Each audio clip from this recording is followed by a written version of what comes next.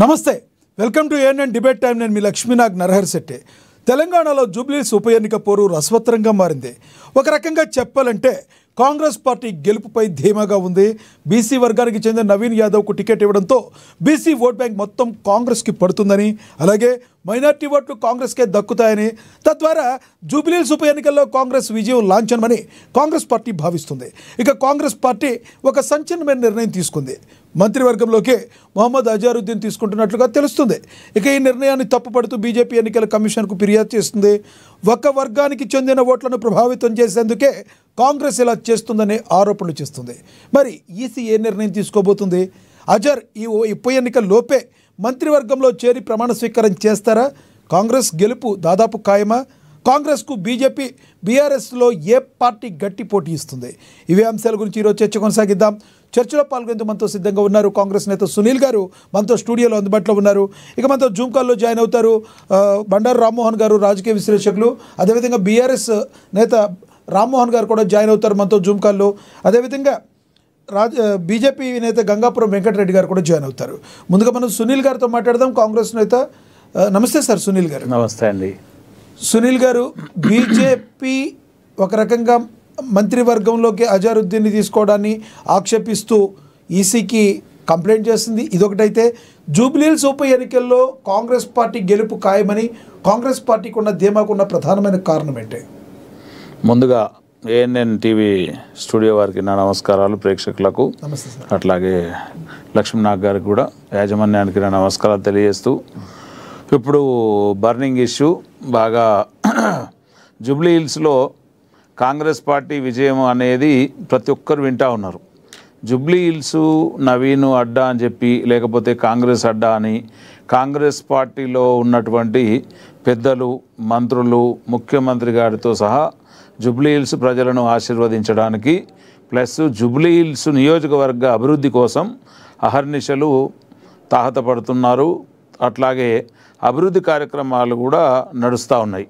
Election code వచ్చే వరకు కూడా జూబ్లీహిల్స్లో దాదాపు ఒక 300-400 కోట్ల అభివృద్ధి పనులు అనేది జరగడం జరిగింది.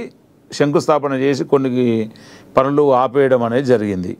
అయితే ఈ జూబ్లీహిల్స్కు నిజంగా మరి ఎలక్షన్ టైంలో ఎందుకు మనం ఇన్ని కోట్ల పనులకు శంకుస్థాపన చేసుకోవాల్సి వచ్చిందంటే, గత 10 సంవత్సరాలుగా జూబ్లీహిల్స్కు గత ముఖ్యమంత్రిల పాలనలో కావచ్చు, లేకపోతే మొన్న రీసెంట్గా చనిపోయినటువంటి మాగంటి గోపీనాథ్ గారి చావు, అంటే ఆయన చనిపోక ముందు కూడా ఆయన ఎలాంటి అభివృద్ధి చేయలేదు అనేది జూబ్లీహిల్స్ ప్రజలు గమనించినారు.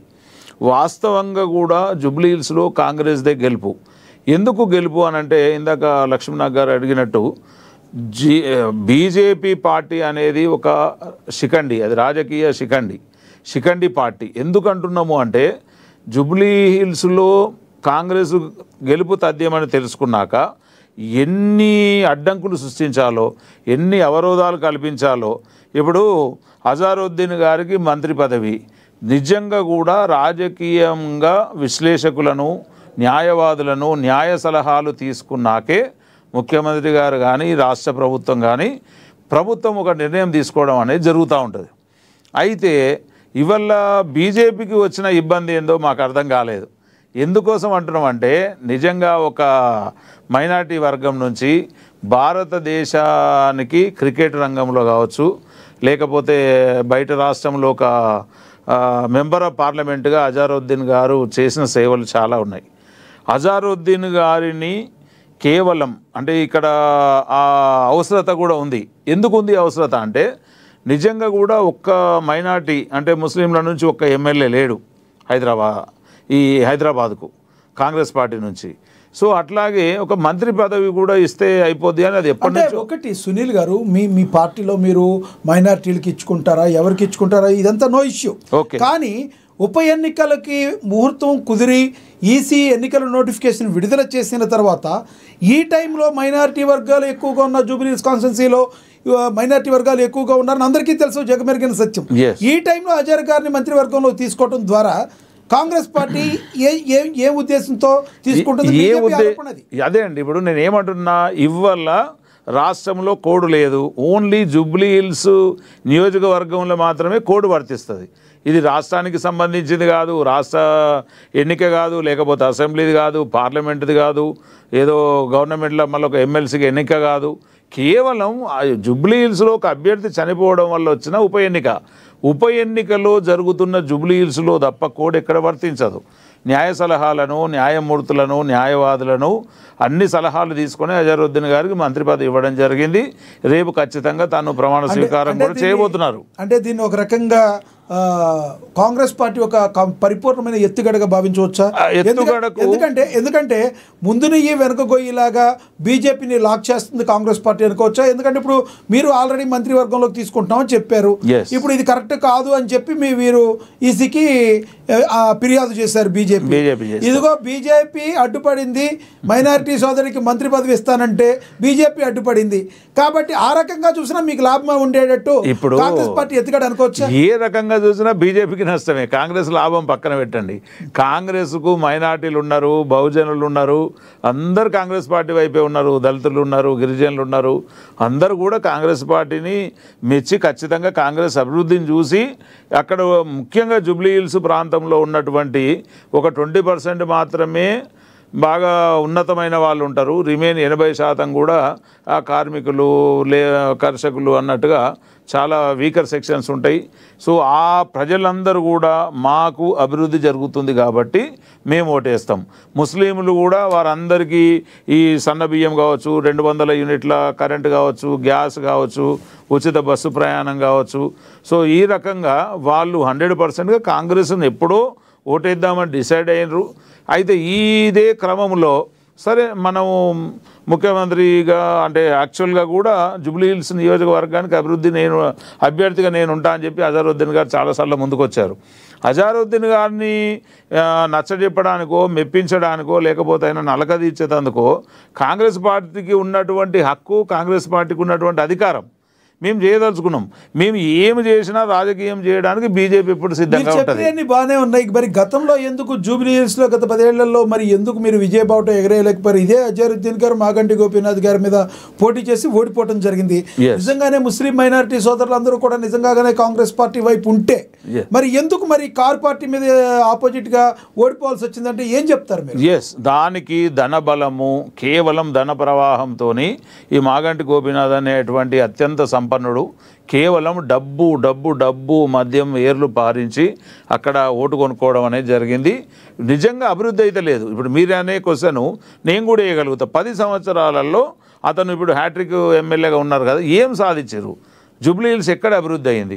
కేవలం జూబ్లీ హిల్స్ ప్రాంతంలోనే కాదు, ఇవాళ రహమత్ నగర్ ఏం కావాలి, ఎర్రగడ్డ ఏం కావాలి, బోరబండ ఏం కావాలి, వెంగళరావు నగర్ ఏం కావాలి, కనీసం ఒక గుంత కూడపడం కానీ, ఒక కొత్త రోడ్ వేయడమో, ఒక కొత్త డ్రైనేజ్ పైప్ లైన్ తీయడమో, ఎక్కడి పనులు అక్కడే ఉన్నాయి.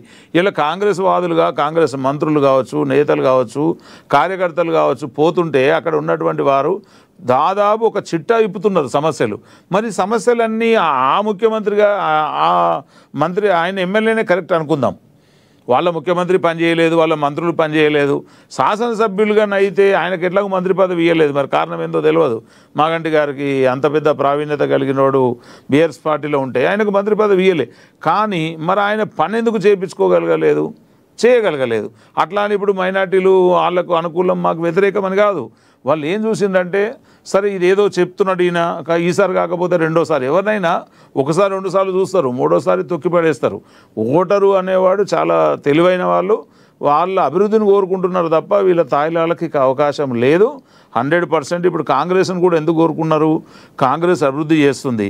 కాంగ్రెస్ పార్టీ మాత్రమే పేద ప్రజల పక్షాన ఉండే పార్టీ.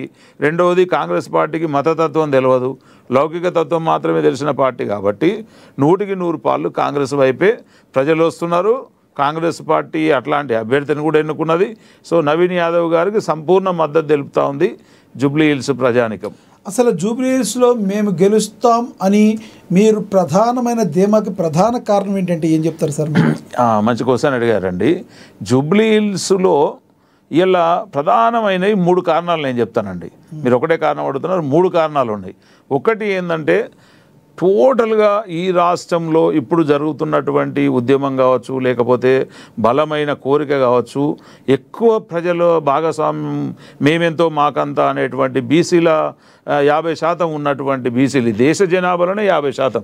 సో ఈ రాష్ట్రంలో ఉన్నటువంటి బీసీలకు 42% రిజర్వేషన్ల కోసం ముఖ్యమంత్రి గారు కావచ్చు, మంత్రిమండలి కావచ్చు, తెలంగాణ కాంగ్రెస్ పార్టీ ప్రభుత్వం కూడా ఈ యొక్క 42% రిజర్వేషన్లకు కట్టుబడి ఉంది. కాబట్టి ప్రత్యేకంగా దళిత బహుజనులందరూ ఈ పాయింట్లో ఖచ్చితంగా కాంగ్రెస్ పార్టీకి ఒక రెఫరెండం లాగా పెట్టిండ్రు. ఇది రెండవది, బీసీ బిడ్డకు మాత్రమే సీట్ ఇవ్వాలనేది కాంగ్రెస్ నిర్ణయించుకుంది. మహామహులు కాంగ్రెస్లో సార్ బీసీ బిడ్డకి మీరు ఉప ఎన్నికల్లో ఇస్తే సరిపోతుందా? మీ బీసీ కాంగ్రెస్ పార్టీ ఎందుకు బీసీ బిడ్డని ముఖ్యమంత్రిని చేయట్లేదని వాళ్ళు కూడా ప్రతిపక్షాలు ఎప్పుడైనా మేము అధికారంలో పార్టీ ఏ రోజున కాంగ్రెస్ పార్టీ బీసీ బిడ్డని ముఖ్యమంత్రి చేయలేదని అడుగుతున్నారు. మేము ఇయ్యాల మాకంటే ముందు చేసినోడు సమాధానం చెప్పాలి. దళిత ముఖ్యమంత్రిని చేస్తా అన్నాడు, 10 ఏళ్ళు ముఖ్యమంత్రిగా 2 టర్మ్ ముఖ్యమంత్రి అయినా చేయలేదు. మేము ఇయ్యాల మా ముఖ్యమంత్రి గారు ఇంకా 2వ సంవత్సరంలో అడుగు పెట్టక ముందే బీసీ ప్రధానమంత్రి అయినా పర్వాలేదు, నేను కార్యకర్తగా ముఖ్యమంత్రి అయినా పర్లేదు, నేను కార్యకర్తగా పనిచేస్తాను, మీరు రండి, మీ హక్కులు మీరు సాధించుకోండి, మీకు కావలసినటువంటి రిజర్వేషన్లు కొట్లాడి గెలుచుకోండి అని చెప్పి ఒక ఓసీ రేవంత్ రెడ్డి గారు ఓసీ అయ్యి ఉండి కూడా బీసీలకు ప్రాధాన్యతనిస్తూ వాళ్ళతో పాటు ఢిల్లీ వెళ్ళి జంతర్ మంతర్ దగ్గర కూర్చొని నిజంగా బీసీల పక్షపాతి రేవంత్ రెడ్డి గారు. కాబట్టి ఆశించొచ్చా మీరు వచ్చే సార్వత్రిక ఎన్నికలకి బీసీని? ఇప్పుడు ఆల్రెడీ మీకు బీసీఏ మీకు టీపీసీ ప్రెసిడెంట్గా ఉన్నారు. సో వచ్చే సార్వత్రిక ఎన్నికలకి కంపల్సరీ బీజేపీ అయితే బీసీని ముఖ్యమంత్రి చేస్తామని వెళ్తుంది, మీరు కూడా అదే విధంగా వెళ్ళే అవకాశం ఉందంటారా? సార్ బీజేపీ గురించి మాట్లాడితే నవ్వు వస్తుంది, సిగ్గు అవుతుంది. ఇవాళ మా గురించి మీరు ఒక మాట అన్నారు, ఈ ఉప ఎన్నికలలోనే బీసీకి ఎందుకు ఇచ్చారని. నిజంగా మరి ఉప ఎన్నికలలోనన్నా మేము బీసీని ఇచ్చేయగలిగాం, మరి బీఆర్ఎస్కు బీజేపీకి ఎందుకు కళ్ళకు కనబడతలేవు? వాళ్ళ కళ్ళు ఎందుకు మూసుకుపోయినాయి? వాళ్ళు నిజంగా ఒక స్టాండర్డు ఈయల్ల ఉప ఎన్నికలలో ఒక అభ్యర్థి బీసీని పెట్టే దమ్ము ధైర్యం లేనోడు రేపు పొద్దున బీసీ ముఖ్యమంత్రిని ఇస్తా అంటే అది నమ్మచ్చా? సో అలవిగాని వాగ్దానాలు చేయడం బీజేపీ పార్టీకి మాత్రమే సాధ్యం. అది శుద్ధ తప్పు, అది చెయ్యలేరు. రాష్ట్ర అధ్యక్షుడిని బీసీ అభ్యర్థికి ఇయ్యనప్పుడు ఈటల రాజేందర్ లాంటి మహామహులను లైన్లో పెట్టి ఎవరెవరికో పేర్లు చెప్పి లాస్ట్కు రామచంద్రరావు గారు మళ్ళీ అదే అగ్రకులం నుంచి అగ్రవన్యులను తెచ్చిపెట్టుకున్న బీజేపీ మా కాంగ్రెస్ పార్టీని అడగడానికి కానీ క్వశ్చన్ చేయడానికి కానీ కనీసం మా వైపు కన్నెత్తి చూడడానికి కూడా బీజేపీకి అవకాశం లేదు, అర్హత కూడా లేదు. ఖచ్చితంగా బీసీలు కాంగ్రెస్ వెంట ఉన్నారు, కాంగ్రెస్ బీసీల వెంట ఉంటుంది. కాబట్టి ఆ బీసీ బిడ్డను స్థానికుని ఎన్నుకున్నందుకు ఖచ్చితంగా కూడా జూబ్లీ హిల్స్లో కాంగ్రెస్ పార్టీ ప్రభంజనం ఖచ్చితంగా కొనసాగుతుంది. ఈ బీసీకి సంబంధించిన వాళ్ళకి రిజర్వేషన్లకు సంబంధించి కాంగ్రెస్ పార్టీ సెల్ఫ్ గోల్ వేసుకుందంటూ అనేక మంది రాజకీయ విశ్లేషకులు మాట్లాడుతున్నారు. అది జరగదని తెలిసినప్పటికీ కాంగ్రెస్ పార్టీ ఏదో బీజేపీనో బీఆర్ఎస్నో టార్గెట్ చేద్దాం అన్నట్టు వెళ్తే ప్రజలేమి అమాయకులు కాదు అని చెప్పి మాట్లాడుతున్న వాళ్ళకి మీరు ఏం చెప్తారు? ఇవాళ నిజంగా కాంగ్రెస్ పార్టీ ఏదైనా డ్రామాలు ఆడుతుందంటే మొన్న 17వ తారీఖున బంద్ ఎందుకు ఉంటుంది? వీళ్ళతో పాటు ముఖ్యమంత్రి గారితో పాటు బీసీల నేతలందరూ ఎందుకు ఢిల్లీ వెళ్తారు? ఢిల్లీలో ధర్నాలు ఎందుకు చేస్తారు? ఇవాళ అసెంబ్లీలో ఒక అమెండ్మెంట్ ఎందుకు పాస్ చేస్తారు? అది గవర్నర్ గారికి ఎందుకు పంపిస్తారు? సో ఇవన్నీ ఏంటంటే ఆడలేక మధ్యలో ఓడు అన్నట్టుగా కేవలం బీఆర్ఎస్ బీజేపీ కలిసి ఆడుతున్న నాటకాలు. వాళ్ళకి ఆ దమ్ము కానీ ధైర్యం కానీ లేదు. మేము ఒకటే అడుగుతున్నామండి, ఏఎన్ఎన్ ఛానల్ టీవీ స్టూడియో ద్వారా కనీసం ఒక పార్టీ అధ్యక్షుడిని బీసీని చేయమనండి. దళితుని ముఖ్యమంత్రిని చేస్తా అని 10 సంవత్సరాలు దప్పు కొట్టుకున్నాడు. కనీసం ఒక రాష్ట్రానికి వాళ్ళు ఇంకొకటి తీసుకొస్తున్నారు బీఆర్ఎస్ వాళ్ళు, మేము రెండోసారి చెప్పలేదు, మొదటిసారి చెప్పాము దళితుడిని ముఖ్యమంత్రి చేస్తామని. ఆ దళితులే అందరూ కూడా అయ్యా మీరే ఉండాలి ముఖ్యమంత్రిగా రెండోసారి యాక్సెప్ట్ చేశారు. కాబట్టి మేము అది అసెంబ్లీలో ఎమ్మెల్యేలు చేశారా లేకపోతే ప్రజలు ఎక్కడన్నా ఒక అమెండ్మెంట్ చేసారా? ఇవన్నీ వాళ్ళే మాట్లాడుకుంటే సరిపోదు కదా. అడిగినా ఇదే చెప్తున్నారు, అది తప్పండి. వాళ్ళు కావాలని కోరుకున్నారని చెప్తున్నారు. దొంగలు. ఇవాళ నిజంగా చెప్తున్నా, మాకున్నటువంటి 11 మంది ఎమ్మెల్యేలు దళితులలో ఎవరన్నా అయ్యా నువ్వే ఉండని అడిగిన వాళ్ళు ఉన్నారా? పార్టీలకు అతీతంగా కావచ్చు, పార్టీలో ఉన్న వాళ్ళు అడిగినరా? కనీసం ఎవరు అడగలేదు. వాళ్ళకు వాళ్ళు తప్పుకుంటూ బీఆర్ఎస్ పార్టీ కంటే మోసమైన పార్టీ లేదు, బీజేపీ పార్టీ కంటే దగాకోరు పార్టీ లేదు. ఇవాళ నిజంగా వీళ్ళకి వస్తున్న అభ్యంతరం ఏంటండి? అజారుద్దీన్ గారిని ఒక మైనార్టీ వర్గం నుంచి మంత్రి మండలికి ఇస్తే మీకు వచ్చిన ఇబ్బంది ఏంటండి? వాళ్ళు ఉండకూడదా? వాళ్ళ అధికారం మంత్రులుగా వాళ్ళు ప్రభుత్వాన్ని ఏలకూడదా? ప్రభుత్వంలో ఉండకూడదా? వాళ్ళు అడిగేది అదే సునీల్ గారు, ఇప్పుడే మాత్రమే మీకు ఎందుకు గుర్తుకొచ్చారు? సరే, ఇప్పుడు న్యాయపరంగా గారిని ఏదో మరి ముందు నుంచే తీసుకోవాలి, 2 సంవత్సరాలు అయిపోతుంది ఆల్రెడీ. పార్టీ సమీకరణలు అడుగుతున్నారు వాళ్ళు ఎవరండి అడగనికి? పార్టీ సమీకరణలు పార్టీకి ఉంటాయి. ఇదే రాష్ట్రంలో 10 సంవత్సరాలు ముఖ్యమంత్రిగా చేసినోడు ఒక మహిళా మంత్రిని తీసుకోలేదు, మరి ఎవరు అడగలేదు? అప్పుడు బీఆర్ఎస్ పార్టీ 10 ఏళ్ళు ఒక మహిళల దగ్గరికి రానియలేదు, ఎవరిని దగ్గరికి రానియలేదు. ఏ పార్టీ స్టాండర్డ్ వాళ్ళకు ఉంటుంది. ఇలా మేము తేకుంటే కాదు, అడగాలి. మీరు తెచ్చినాక వద్దనటోని నేను కేవలం ఇవాళ నిజంగా ఒకవేళ ఈ లంకల దీపక్ రెడ్డి అనే బీజేపీ పార్టీ అభ్యర్థి ఒకటో రెండో కనీసం ఎవరన్నా ఆ మామ అల్లుడు అని ముస్లింలతో సంబంధాలు ఉంటే ఆ ఓటేసే వాళ్ళు కూడా ఇవాళ అజారుద్దీన్ గారి మంత్రి పదవికి అడ్డు తగులుతూ ఉంటే ఆ పడే 2 ఓట్లు కూడా ఇవాళ లంకల దీపక్ రెడ్డికి పడవు, బీజేపీకి అసలే రావు.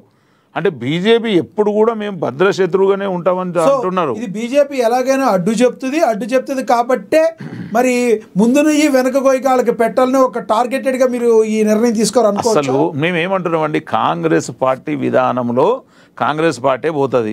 బీజేపీ నేర్పిస్తానో బీఆర్ఎస్ నేర్పిస్తానో నేర్చుకునే పరిస్థితిలో కాంగ్రెస్ పార్టీ లేదు. కాంగ్రెస్ పార్టీ వ్యూహం ఉంటుంది, కాంగ్రెస్ పార్టీకి ఒక వే పాత్ ఉంటుంది. ఆ మార్గంలో మేము పోతాం తప్ప వీళ్ళు ఎలక్షన్స్కు ముందు ఇవ్వమని చెప్తే ముందు ఇస్తాము, వెనక ఇవ్వమంటే వెనక చెప్తాం. అంటే మా కాంగ్రెస్ పార్టీని రేవంత్ రెడ్డి నడిపియాలా, లేకపోతే రామచంద్రన్ నడిపిస్తాడా, కేటీఆర్ నడిపిస్తాడా వర్కింగ్ ప్రెసిడెంట్గా? సో కాంగ్రెస్ పార్టీ సొంత విధి విధానాల మీదనే మనం ముందుకు పోతాం, ఖచ్చితంగా ఆ రకంగానే ఉంటాం. మా విధానాలకు మాకు ఎవ్వరు చెప్పడానికి ఎలాంటి అర్హత కానీ యోగ్యత కానీ ఈ 2 పార్టీలకు లేవు. మీరు ప్రజాస్వామ్యంలో ప్రజాస్వామ్యబద్ధంగా రండి, ఓటును అడుక్కోండి, ఓటు ద్వారా గెలవండి తప్ప ఇవేవో బూచీలు చూపించుకుంటా కాంగ్రెస్ పార్టీకి ఏదో డ్యామేజ్ చేస్తామంటే అది కాంగ్రెస్ పార్టీకి మేలే జరుగుద్ది తప్ప కీడు మాత్రం జరగదు. ఎలాంటి వాళ్ళు ఆశలు పెట్టుకోవడం వల్ల వాళ్ళకి ఎలాంటి ఉపయోగం ఉండదు. లక్ష్మీనాథ్ గారు అయితే ఇక్కడ ప్రధానంగా ఇంకొకటి ఉంది సార్, ఏదైతే మీరు ఈ జూబ్లీ హిల్స్ సంబంధించిన దానిలో నవీన్ యాదవ్కి ఇచ్చారో, నవీన్ యాదవ్కి ఇచ్చిన దగ్గర నుంచి బయట ఒక రూమర్ అనుకోవాలా, ఎవరు రకరకాలుగా స్ప్రెడ్ చేస్తున్నారు. మీరు ఒక గతంలో ఉన్న రౌడీ షీటర్కి ఇచ్చారంటూ మాట్లాడుతున్న వాళ్ళందరికీ సమాధానం ఏం చెప్తారు మీరు? ఇప్పుడు అనకూడదు, బట్ ఆన్ రికార్డ్ చెప్పాల్సిందే. మేము చాలా రోజుల నుంచి ఈ మాటకు సమాధానం చెప్పలేకపోతున్నాం. హైదరాబాదులో ఇయ్యల్ల ఒక దానం నాగేందర్ గారు కానీ, లేకపోతే చనిపోయినటువంటి ముఖేష్ గౌడ్ గారు కానీ, ఇయ్యల్ల ఉన్న శ్రీనివాస్ యాదవ్ గారు కానీ, మంత్రులుగా ఉన్నటువంటి పద్మారావు గారు కానీ గతంలో, సో వీళ్ళందరినీ కూడా హైదరాబాద్లో పైల్వాన్లని, రౌడీలని అనేక రకాల పేర్లు ఉన్నాయి, అనేక రకాలుగా వారి వారి చరిత్ర ఉంది. ఏదో 30 ఏళ్ళ కింద ఉన్నది ఇలా మనం మాట్లాడితే వాళ్ళు మనల్ని ఎక్కడ కొట్టాలో అక్కడ కొడతారు. కనుక అట్లాంటి వీటికి పోకూడదు. అక్కడ ఏది ఉండనో వాళ్ళ ఫాదర్ది ఉంది, వాళ్ళ ఫాదర్ దానికి ఒప్పుకున్నారు, దాని ప్రకారంగా చేసుకుంటా వీళ్ళు ఒక ప్రజాస్వామ్యబద్ధంగా వాళ్ళు పార్టీలో లేకున్నా, అధికారంలో లేకున్నా, పదవుల్లో లేకున్నా వీళ్ళ ఏ సమస్య వచ్చినా కానీ జూబ్లీ హిల్స్ ప్రజలు, ముఖ్యంగా రైమత్ నగరు, బోరబండ, కార్మిక నగర్ ఈ బిడ్డలందరూ కూడా ఎప్పుడు చిన్న శ్రీశైలం యాదవ్ గారు కడప దొక్కాలి, అర్ధరాత్రి లేదు, అపరాత్రి లేదు, చిన్న సహాయం పెద్ద సహాయం అనుకుంటే వాళ్ళు ప్రజలలో దాదాపు 40 ఏళ్ళ రాజకీయ జీవితంలో వాళ్ళు ప్రజాస్వామ్యంలో సేవ చేసుకున్నారు. ఇలా వాళ్ళకి అవకాశం వచ్చింది, వాళ్ళు గెలుస్తున్నారు. మీకెందుకు ఇబ్బంది అవుతుంది? వాళ్ళు రౌడీలు రౌడీలు రౌడీలు అని. ఇలా నిజంగా మీరు ఎన్నిసార్లు రౌడీలు రౌడీలు అంటే నిజంగా అంత గొప్ప విజయం, అంత గొప్ప మెజారిటీ వస్తుంది. ఈ విషయంలో బీజేపీ అండ్ బీఆర్ఎస్ నోరు దగ్గర పెట్టుకోవాలి, ఆ రౌడీ అనే మాటను పక్కకు పెట్టాలి. ఖచ్చితంగా ప్రజాస్వామ్యబద్ధంగా గెలుస్తున్నారు వాళ్ళు. ఇవాళ బీహార్లో కూడా కొన్ని పార్టీలు ఉన్నాయి. ఇవాళ అదే యూపీకి పోతే యోగిని కూడా రౌడీ అంటున్నారు. యోగి కూడా చేయరాని పనులు చేసి ఇలా గవర్నమెంట్కి వెళ్ళి లేకపోతే హైకోర్టు నుంచి ఎన్నో మొట్టకాయలు వేసుకున్నాడు. ఇదే మన ఎమ్మెల్సీ మల్లన్నను కూడా కేటీఆర్ తిట్టి ఏదేదో పేర్లు పెట్టి అది చేస్తే చివరికి ఆయన కూడా ఎమ్మెల్సీ అయ్యిండు. సో నేను ఏమంటున్నా అంటే ఈ అపనిందలు వేయడం కానీ, ఒక మాట చెప్తానండి, నిన్నగాక మొన్న ఇదే బోరబండ ప్రాంతంలో కాంగ్రెస్ పార్టీ యొక్క ప్రచార రథం పోతూ ఉంటే పెద్దిరెడ్డి సుధీర్ రెడ్డి అనుకుంటా, పెద్దిరెడ్డి సుదర్శన్ రెడ్డి అనేవాడు బండి ఇక్కడికి వెళ్ళి తీయాలి, తీయకపోతే తగలబెడతా అంటే ఎవడు రౌడీ? ఒక ప్రచార రథాన్ని తగలబెడతా అన్నోడు రౌడీ అవుతాడా? అయ్యా మాకు ఓటేయండి అని ప్రజాస్వామ్యబద్ధంగా ఓట్లు అడుకునే వాళ్ళు రౌడీలు అవుతారా? కనుక ఎవరికైతే రౌడీ భావాలు ఉన్నాయో, రౌడీ మూకల ఆలోచనలు ఉన్నాయో వాళ్ళు మాత్రమే రౌడీలు. ప్రజాస్వామ్యంలో రౌడీలుగా ముద్ర వేస్తే ఇలా ముద్ర వేసుకునే పరిస్థితులు ఎవరు లేరు.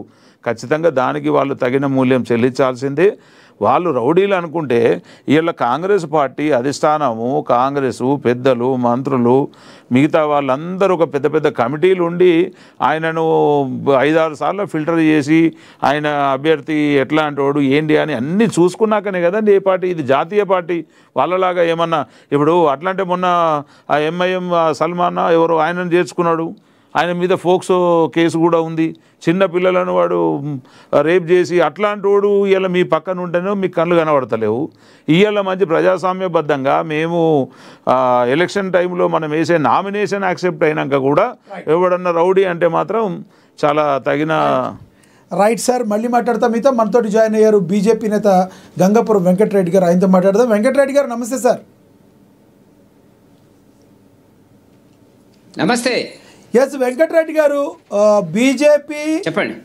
బీజేపీ ఏదైతే మంత్రివర్గంలోకి అజారుద్దీన్ తీసుకోవడంలో ఆక్షేపించడాన్ని ఖండిస్తుంది కాంగ్రెస్ పార్టీ. అదేవిధంగా ఏదైతే జూబ్లీ హిల్స్లో నవీన్ యాదవ్ గెలుపుని అడ్డుకోలేరని చెప్తుంది. ఒక రకంగా చెప్పాలంటే కాంగ్రెస్ పార్టీ చాలా ధీమాగా ఉంది. గెలుపు మాకు లాంఛనం అని చెప్తుంది కాంగ్రెస్ పార్టీ. ఎలా చూడాలంటారు? ఇప్పుడు వాళ్ళు ఓడిపోయిన ప్రతి సందర్భంలో గతంలో కూడా అదే చెప్పారు. ఎన్నడు గెలుస్తామన్నారు, ఎన్నడు ఓడిపోతామని చెప్పినారు వాళ్ళు. దుబ్బాకలో చూసినా, హుజురాబాద్లో చూసినా, రకరకాలుగా పార్లమెంట్లో చూసినా, రకరకాలుగా మనం చూసినటువంటి పరిస్థితి. దాని గురించి నేను చర్చించాను. ఎమ్మెల్సీ ఎలక్షన్స్, గ్రాడ్యుయేట్స్ సంబంధించినటువంటిది కూడా. ఇప్పుడు నేనేమంటున్నా అంటే అన్ని పార్టీలు ఎవరికి వాళ్ళు గెలుస్తామని చెప్పుకుంటారు. వాళ్ళు ఒక్కటేనేటండి కదా, వాళ్ళు అధికారంలో ఉన్నారు కాబట్టి గెలుస్తామంటున్నారు. మేము మా సీటు కాబట్టి మేము గెలుస్తామని చెప్పి బీఆర్ఎస్ వాళ్ళు చెప్పుకుంటున్నారు. కానీ వాస్తవ పరిస్థితి అట్లా లేదు. ఇప్పుడు అక్కడి నుంచే వస్తున్నా నేను, ఒక 3 రోజుల నుంచి తిరుగుతున్నా. పరిస్థితి అట్లా లేదు.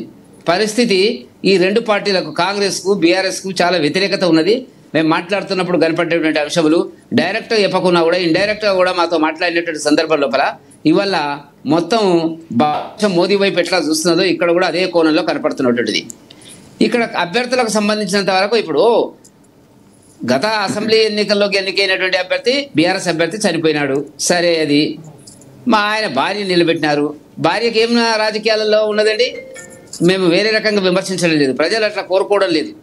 అనుభవజ్ఞులైనటువంటి కార్యకర్త, గ్రాస్ రూట్ లెవెల్లో పనిచేసినటువంటి వ్యక్తి మా భారతీయ జనతా పార్టీ లంకల దీపక్ రెడ్డి వైపు చూస్తున్నారు. ఇక ఇప్పుడు కాంగ్రెస్ అభ్యర్థి గురించి నేను తక్కువ మాట్లాడతా, మిత్రులు మాట్లాడుతున్నటువంటిది. వాళ్ళ చరిత్ర ఏంది, కథ ఏంది అనేటువంటిది జనానికి తెలిసినటువంటిది. నేనేమి చెప్పవలసిన అవసరం లేదు. 70 మంది 80 మందిని రౌడీ షూటర్లను బైండ్ ఓవర్ ఎందుకు చేసినారో చెప్పాలా ఎలక్షన్ కమిషన్, ఏ కారణం చేత చేయించింది అనేటువంటిది కూడా చెప్పాలా. కాబట్టి ఇవన్నీ ఉన్నాయి సమస్యలు అక్కడ. రెండవది, ఎంఐఎం మజ్లిస్ పార్టీ తన యొక్క పాత అభ్యర్థిని మూసి దాటి పోటీకి కాంగ్రెస్ ముసుగు కప్పి నిలబెడుతున్నటువంటిది ప్రజల్లో చర్చకు వచ్చినటువంటిది. ఇప్పుడు ఒక రకంగా అజారుద్దీన్ తీసుకొచ్చినట్టునే అర్థమవుతుంది. కాంగ్రెస్ ఓటమి వైపు వేగంగా ప్రయాణం చేస్తుంది అనేటువంటి స్పష్టంగా అర్థమవుతున్నటువంటిది. దాంట్లో వేరే దాపరికం లేదు. మేము అజారుద్దీన్ మంత్రివర్గంలోకి తీసుకుంటానికి ప్రధాన మీకున్న ప్రాబ్లం ఏంటి? ప్రాబ్లం ఏముందండి? ఇప్పుడు ఎలక్షన్ జరుగుతున్నప్పుడు కోడ్ ఆఫ్ కండక్ట్ ఉన్నప్పుడు, సరే కోడ్ ఆఫ్ కండక్ట్ వాళ్ళ దృష్టిలో జూబ్లీ వరకే ఉంది, మొత్తం సిటీ లేదు కదా, జూబ్లీస్కే ఉంది అని ఎన్ని రకాలుగా చెప్పినప్పటికీ కూడా ఒక ప్రజాస్వామ్య స్ఫూర్తిగా పనిచేసేటువంటి జాతీయ పార్టీ అని చెప్పుకుంటున్నటువంటి కాంగ్రెస్ పార్టీ ఇవాళ ఎందుకు తీసుకొచ్చినది? ఆయన ఏ పార్టీ సభ్యత లేదు. సరే, రేపు కావచ్చు, కాకపోవచ్చు. అది ఆయన త్రిశంకు స్వర్గంలో ఉన్నదా ఎమ్మెల్సీ సీటు? ఆయనది కోదండరామ గారిది ఉన్నదా లేదా తెలియదు. సుప్రీంకోర్టులో గతంలో టీఆర్ఎస్ నాయకులైనటువంటి శ్రవణ్ కుమార్ సంబంధించిన కేసు గత నెలనే రావాల్సినటువంటిది 17వ తేదీలో రాలే. వీళ్ళు మంత్రివర్గ సమావేశంలో తీర్మానం చేసి పొంగులేటి శ్రీనివాసరెడ్డి గారు చెప్పినారు ఏమని, మేము ఇద్దరిని పంపుతున్నామని. పంపితే ఆ ఫైల్ ఎక్కడుంది ఇంతవరకు తెలియదు.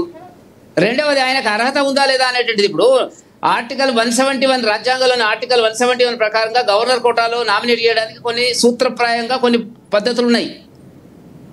దానికి సంబంధించినటువంటిది ఏమిటంటే భారత పౌరుడై ఉండాలా, 30 సంవత్సరాల లోపు ఉండాలా, సాహిత్యంలోనైనా లేక సైన్సు, శాస్త్రీయము, కళలు, సహకార రంగం, రామ్మోహన్ గారు ఉన్నారు బాగా, సామాజిక రంగం, ఈ 5 రంగాల్లో నిష్ణాతులైనటువంటి వ్యక్తులకు మాత్రమే గవర్నర్ కోటాలో అపాయింట్మెంట్ వస్తుంది.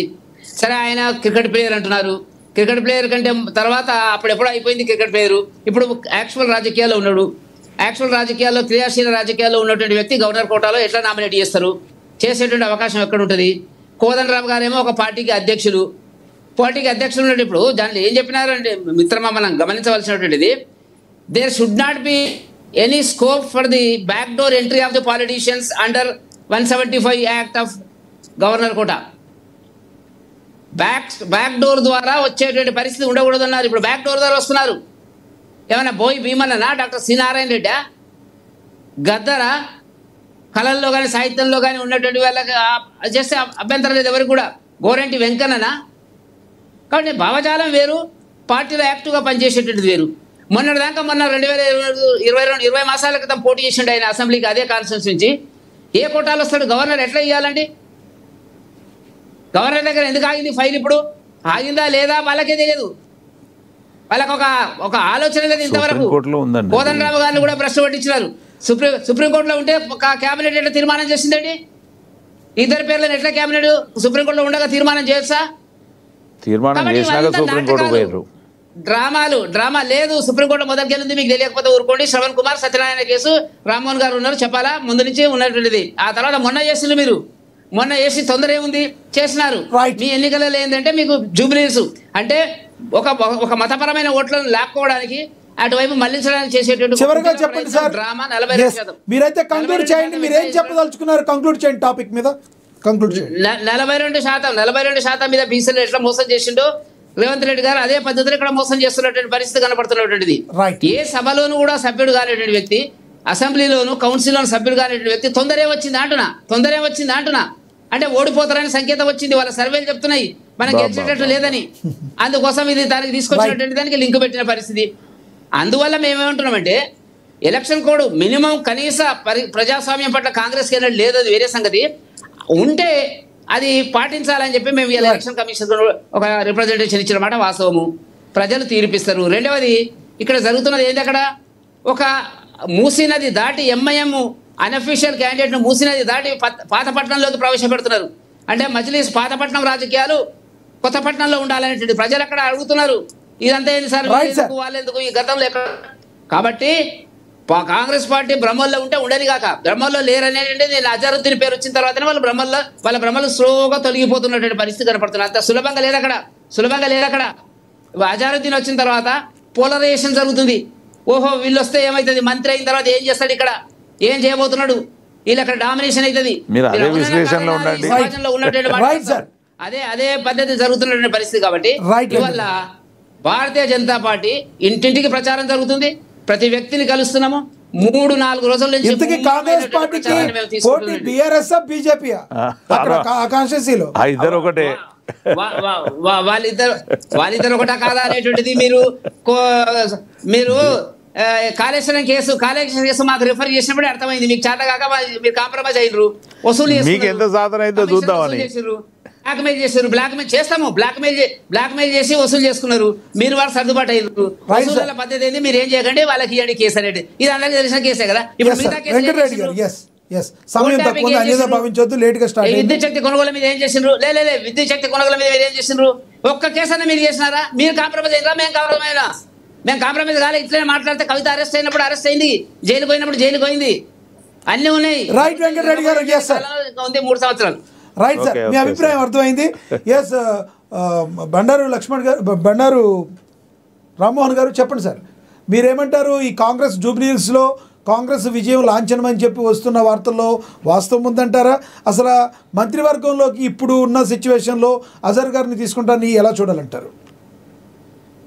కృష్ణ గారు, మీకు అట్లాగే నమస్తే సార్. 2 నిమిషాలు చెప్తాను నేను. ఒకటి, యాజ్ అడ్వకేట్ గా మనకైతే లీగల్ గా రాజ్యాంగం ప్రకారం దాని అనేది కూడా మంత్రి పదవి తీసుకోవచ్చు. ఇప్పుడు మన 4 ప్యానెల్లో అందరి నిబంధన తీసుకోవచ్చు. కాకపోతే 6 నెలల లోపు వాళ్ళు ఏదో ఒక సభకు, ఇంకో సభ అంటాం కదా మనం, ప్రజల సభ, అట్లాగే మనకు విధాన సభ కానీ విధాన పదార్థాలు ఎన్నిక 6 నెలల టైం. 2 విషయాలు మాట్లాడతారు. ఒకటి, నల్లేరు నడక ఎవరికి వ్యాపించారు? చాలా మంది అనుకుంటున్నారు ఏంటంటే, ఒకసారి 2014 మళ్ళీ 18, 23 ఎన్నికల రిజల్ట్స్ చూడండి. కాకపోతే వరుసగా ఆయన 3 పార్టీలు మారింది ఓ రకంగా చెప్తాను. ఎందుకంటే టీఆర్ఎస్ వేరు, టీఆర్ఎస్ వేరు అనుకుంటాను. మొదలు తెలుగుదేశం నుంచి గెలిచారు మాగంటి గోపినాథ్ గారు.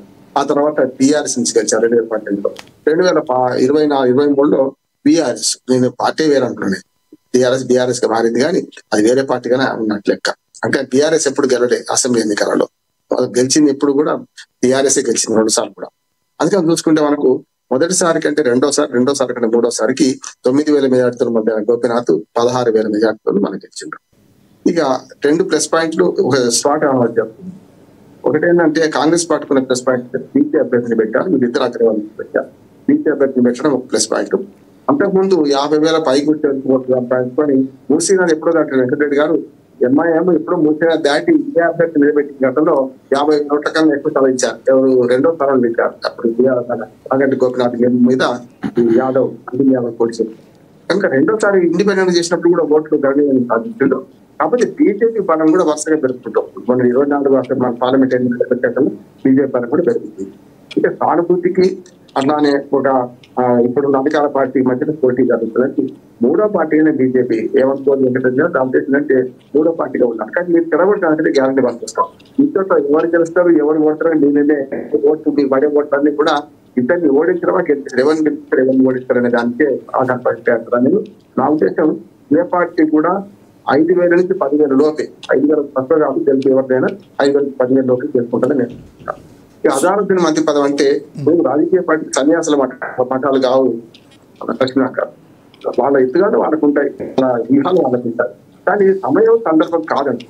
ఎందుకు అంటున్నానంటే ఇప్పుడు కనుక మంత్రి పదవి ప్రకటిస్తే ఇది కేవలం ఆపద బంధు అంటే ఆపద మొక్కులే అంటారు నేను. అంటే ఓటర్ మహాశైలను ప్రసన్నం చేసుకొని ఆపద మొక్కులు వాడ అన్నట్టు అట్లా జరుగుతుంది. అంటే ఇక్కడ రామ్మోహన్ గారు ఇక్కడ ఒక ఎత్తుగడగా భావించవచ్చా ఏమన్నా? ఎందుకంటే ఇప్పుడు బీజేపీ ఎలాగో ఆక్షేపిస్తుంది ఇది ఇలా చేయడాన్ని.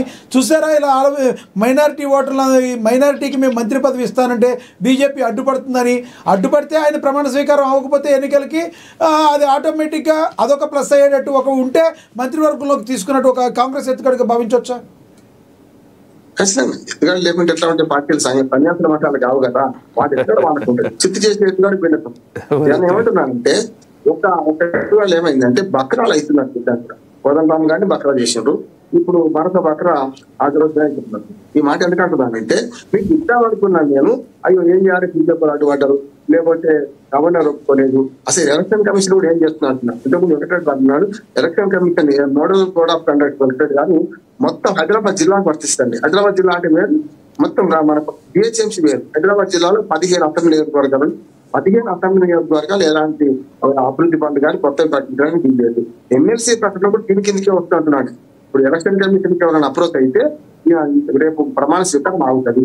అంతకంటే ముందు ఎలక్షన్ కమిషన్ అడ్డుపడక ముందే గవర్నర్ గారు కూడా ఆపొచ్చు. ఎందుకంటే ఎలక్షన్ జరుగుతున్న సందర్భంలో మంత్రివర్గం తీసుకుంటా అంటే ఇబ్బంది వస్తుందని చెప్పి గవర్నర్ గారు కూడా. కానీ ఆపుతారని తెలిసి కూడా కాంగ్రెస్ పార్టీ ఏం చేస్తుందంటే ముస్లిం ఓట్లు కావాలి కనుక ఎన్ బ్లాక్ గా వాళ్ళు చేస్తున్నారు. అట్లానే అద్భుతం గారికి ఇవ్వగానే ఆ మొత్తం ఎన్ బ్లాక్ గా మొత్తం ముస్లిం ఓట్లు పడవంటున్నాయి. ముస్లిం ఓట్లు చీలిపోతాయి. ఇంక్లూడింగ్ బీజేపీ కూడా కొన్ని ముస్లిం ఓట్లు ఉన్నాయి, బీజేపీ కూడా ముస్లిం ఓట్లు లేకుండా ఉన్నాయి. కాబట్టి మేజర్ షేర్ కాంగ్రెస్ బీఆర్ఎస్ పంచుకుంటారు. రెండోది కూడా బీఆర్ఎస్ కూడా కొంచెం బేలగా వాళ్ళు గట్టిగా వ్యతిరేకంగా లేకపోతున్నారు. ఎక్కడ ముస్లిం ఓటు పోతే భయంతో కూడా చెప్తున్నారు. అసలు సూత్రం చెప్తాను లక్ష్మణ్ గారు, అజరుద్దీన్ ఇస్తే కాంగ్రెస్ మీద అసంతృప్తితో ఉంటాడు. ఆ అసంతృప్తి కప్పుపుచ్చుకోవడానికి నాకు పార్టీతో సంబంధం లేదు. ఆ అసంతృప్తిని కప్పుచ్చుకోవడానికి వారిని పనిలోకి తీసుకుంటున్నాం, వారిని ఇంత పెట్టుకుంటున్నాం. ఇప్పుడు యూసీ పార్టీ గారు చాలా సీనియర్ తెలుగుదేశం నుంచి నా మిత్రుడట, ఆయన అక్కడ అన్ని నియోజకవర్గాలు ఉన్నారు. అంటే పార్టీ మంత్రి ఆయన నిజంగా మంత్రి పదవి వేసుకుంటే షబ్బీర్ గారు నడుస్తా, మరి 2 రోజుల నుంచి ఎమ్మెల్సీ లేదనే కదా ఆయనకి ఇబ్బంది, సలహాదారు ఇచ్చారు కదా, ఆయనకి ఇచ్చేటే బాగుంటే నష్టమేం లేకుంటే. ఇదే అజరుద్దీన్ గారికి వేరే కోట నా ఉద్దేశం ఎమ్మెల్యే కూడా తీసుకోవాల్సిన అవసరం లేదు. వీళ్ళు ఏం చేస్తున్నారు, ఎక్కడ తప్పు చేస్తున్నారు అంటే గతంలో శ్రవణ్ పట్ల గారికి బీఆర్ఎస్ చేసిన పని అది. కుర్రా సత్యనారాయణ అంటగారు, కుర్రా సత్యనారాయణ గారు ఒక కేవలం కార్మిక సంఘాల నాయకుడు, ఆయనను తిరస్కరించిండ్రు గవర్నరు. అట్లాగే శ్రవణ్ తిరస్కరించారు. మరి కోదండరామ్ ఇవాటి కూడా పార్టీ చేస్తుంది. అందుకని ఒకవేళ అజరుద్దీన్ పార్టీగా పారదేమో నేను అనుకుంటున్నాను. ఎక్కడో ఒకటి అడ్డంకి అవుతుంది, లేకపోతే ఎలక్షన్ కమిషన్ ఆపుతుంది. చివరికి ఒకటి అంటున్నాను, ఎవరికి నల్లేడు మీద నరక కాదు, ఇద్దరు కూడా కాంగ్రెస్ వర్సెస్ బీఆర్ఎస్ పోటీ ఉన్నది. ఈ బీజేపీ ఎన్ని ఓట్లు ఎవరికి కొట్టుకుంటున్నారు దాన్ని బట్టి గెలుపోవడం ఆగకపోతే. రైట్ సార్ సునీల్ గారు కంక్లూడ్ చేయండి. ఇప్పుడు ఒకటే అండి, కాంగ్రెస్ పార్టీ ఎంఐఎం అయితే ఆల్రెడీ అభ్యర్థిని పెట్టలేదు అంటే కాంగ్రెస్కు మద్దతు అనేది బహిరంగ రహస్యమే కదా. సో దాంట్లో ఎట్లాంటి అది లేదు. కేవలం ఇందాక మన సార్ చెప్పినట్టుగా విశ్లేషకులు 100%గా ఆ అజారుద్దీన్ గారిని వర్కింగ్లోకి దింపుకోవాలి, రంగంలో దింపాలి. ఉన్న ఓట్లన్నీ కూడా అతను రావాలి. మనం ఆల్రెడీ ఆయనకు ప్రామిస్ చేశారు. ఆయన యాక్చువల్గా అభ్యర్థిగా ఉండాల్సింది నవీన్ యాదవ్ గారికి ఇచ్చినప్పుడు ఆయన అలకబోతే ఇది కాదు ఇది అని చెప్పి కాంగ్రెస్ అధిష్టానం ఆయనకు ప్రామిస్ చేసిండ్రు. దానికి అవకాశాలు చూసుకొని మాత్రం ఇవ్వడం జరిగింది. ఇది ఎలాంటి రాజకీయాలకు తావలేదు. దయచేసి దీనికి ఎవరు అడ్డుపడొద్దు. పడిన చట్టం మాత్రం మీకు చట్టమే మాకు చట్టమే కాబట్టి ఏది సాధ్యం ఏది అసాధ్యం అనేది చట్టం చూసుకుంటూ ఉంటుంది. జూబ్లీహిల్స్లో మీ గెలుపు పక్కా అంటారు? ఖచ్చితంగా 100కి 100 కాంగ్రెస్ విజయ దుందిమం మోగించడం ఖాయం. రైట్. వెంకటరెడ్డి గారు అని చెప్తారా చివరికి? ఇప్పుడు పక్క అని చెప్పిన తర్వాత ఇవాళ ఎందుకు అజారుద్దీన్ పట్టుకొచ్చారో చెప్పాలా? పక్కనే కదా, 50,000 మెజార్టీ కదా మీది. మీకు కింద కదులుతున్నది. ఇప్పుడు మీకు ముస్లిం ఓట్లు మీకే వస్తాయని అనుకున్నారు, వచ్చేటట్టు లేదు. అక్కడ ఎవరికి బీజేపీ పోతాయా మరి? మోదీ మహిళలు స్పెషల్ గా మహిళలు మా వైపు చూస్తున్నారు. వాళ్ళకి అర్థమైతలేదు. ఇంతలా కాదని మా కోటేసే పరిస్థితి ఉంది. త్రిపుల్ తలాక్ విషయంలో త్రిపుల్ తలాక్ను వ్యతిరేకించింది కాంగ్రెస్. త్రిపుల్ తలాక్ స్త్రీ ముస్లిం మహిళల ఆత్మగౌరవాన్ని రక్షించింది భారతీయ జనతా పార్టీ, మోదీ గారు. గుర్తుపెట్టుకోండి. ఒక్కడి చేసి 100 మైనస్లు చేసారు. మీకు వాళ్ళ గాలి అంటేనే పడది. గాలి ఎందుకు పడదు? ఎవరు లేదు. మా దగ్గర కూడా చాలా మంది ఉన్నారు. మంత్రులు ఉన్నారు, ఎమ్మెల్యేలు ఉన్నారు, ఎంపీలు ఉన్నారు, అందరూ ఉన్నారు. అట్లా గాలి ఏం పడదు. మీకు అవసరాన్ని బట్టి గాలి కౌలించుకుంటారు. మీరు వదిలేస్తే అతను పోయి మజ్లీసు కేసీఆర్ను కౌలించుకుంటాడు. మీరు ఆయన ఒకరితో సంసారం చేస్తే బాగుండేది. మీతో సంసారం చేస్తాడు, కొన్నాళ్ళు మీరు పదవులు ఉంటే వాళ్ళతో సంసారం చేస్తాడు, లేకపోతే ఇంకోటితో సంసారం చేస్తాడు. మీకు టీడీపీ కావాలి, బీఆర్ఎస్ కావాలి, మీరేం తక్కువ. చివరిగా చెప్పండి సునీల్ గారు, జూబ్లీహిల్స్ అని కాకుండా ఒక రకంగా బీజేపీ పార్టీ ఈ రకంగా ఇన్నిసార్లు నరేంద్ర మోడీ గారు పీఎం అవడానికి కారణం కేవలం కాంగ్రెస్ పార్టీ బయట ఉన్నాయి. ఇది మైనారిటీల వైపు ఎప్పుడైతే ఎక్కువ మొగ్గు చూపుతూ మైనారిటీలను పాట పడుతుందో, సెల్ఫ్ గోల్ వేసుకుంటూ కాంగ్రెస్ పార్టీ బీజేపీకి విజయాన్ని అందిస్తుందని వస్తున్న మాటల్లో వాస్తవం ఉందంటారా? ఒకటండి, వాస్తవంగా వాళ్ళు ఒక ఫార్ములా తీసుకున్నారు.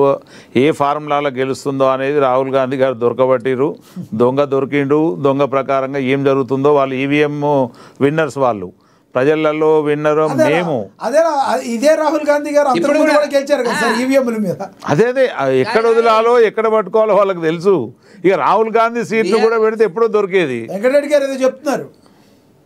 ఇప్పుడు రాహుల్ గాంధీ 65 లక్షల ఓట్లు దొంగ ఓట్లు అంటే ఎలక్షన్ కమిషన్ వెబ్సైట్ లో పెట్టింది. జవాబు చెప్పండి. ఇప్పుడు అదే 2 నెలల తర్వాత గయాబాయి నిన్న వైల్డ్. రైట్ సార్, చూపించండి. Right sir. ఈ టాపిక్ గురించి మరోసారి మాట్లాడదాం. సమయం అయిపోయింది ఈ రోజు. ధన్యవాదాలండి వెంకటరెడ్డి గారు చర్చలో పాల్గొన్నందుకు. ధన్యవాదాలండి సునీల్ గారు. ధన్యవాదాలండి బండారు రామ్మోహన్ గారు చర్చలో పాల్గొన్నందుకు. ఏది ఏమైనప్పటికీ కూడా జూబ్లీహిల్స్ ఉప ఎన్నికల పోరు రసవత్తరంగా మారింది. ఒక రకంగా చెప్పాలంటే కాంగ్రెస్ పార్టీ గెలుపై ధీమాగా అయితే ఉంది. బీసీ వర్గానికి చెందిన నవీన్ యాదవ్కు టికెట్ ఇవ్వడంతో పాటుగా మరి ఓట్ బ్యాంక్ మొత్తం కాంగ్రెస్కు పడుతుందని, అలాగే మైనారిటీ ఓట్లు కాంగ్రెస్కే దక్కుతాయని, తద్వారా జూబ్లీహిల్స్ ఉప ఎన్నికల్లో కాంగ్రెస్ విజయం లాంఛనమని కాంగ్రెస్ పార్టీ చెప్తుంటే, లేదు త్రిపుల్ తలాక్ విషయంలో ఏదైనా కావచ్చు, ముస్లిం ఓటర్లు మైనారిటీ ఓటర్లు అందరూ కూడా వాళ్ళ మహిళలందరూ కూడా మాకే ఓటేస్తారని బీజేపీ చెప్తుంది.